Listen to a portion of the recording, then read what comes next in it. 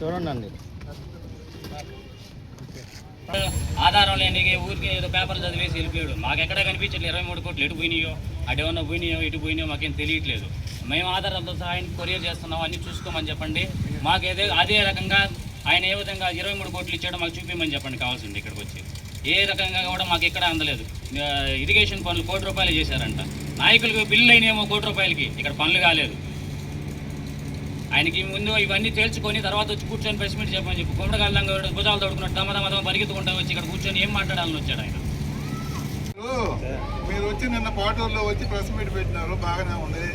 పాటూరులో మేము మా కార్యకర్తల సమావేశం పెట్టుకుని ఆత్మీయ సమావేశం పెట్టుకొని మా నాయకుడిని పిలుచుకొచ్చుకొని మేము చేసిన పనులు గత 5 ఏళ్లలో మేము ఏం పనులు చేసాము, ఏమేమి లబ్ధి చేసామని మేము చెప్పుకున్నాము.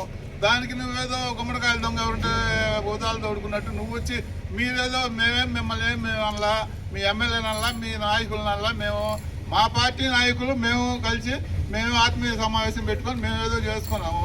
దానికి నువ్వు వచ్చి ఇక్కడికి వచ్చి ఏదేదో మా ఊరు నాయకులు ఉన్నారు, మేమందరం ఒకటిగా ఉంటాము. ఎలక్షన్ 2 రోజులు నువ్వు ఆ పార్టీ నేను ఈ పార్టీ, కానీ అవతల అందరం మాకు ఏ విభేదాలు మా ఊళ్ళో అసలు ఇప్పుడు తగులు లేవు, ఏమీ లేవు.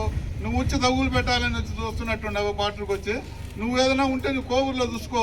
కోవూరులో ఉండే సమస్యలు చాలా ఉండేది, పెద్ద టౌన్ అది. నువ్వు ఇక్కడికి వచ్చి మమ్మల్ని ఒకరికొకరు ముళ్ళు పెట్టి తగులు పెట్టాలని చూడబాకు.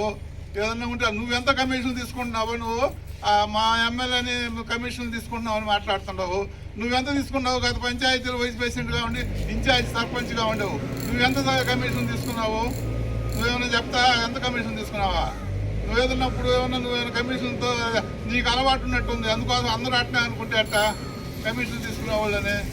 ఇది మంచి పద్ధతి కాదు. ఏదన్నా ఉంటే మీరు అక్కడ చూసుకోవాలి, కానీ మా ఊళ్ళో వచ్చి తగులు పెట్టి దంటాలు పెట్టి మీరు ఇబ్బందులు పెట్టుకోవాలి, మంచి పద్ధతి కాదు.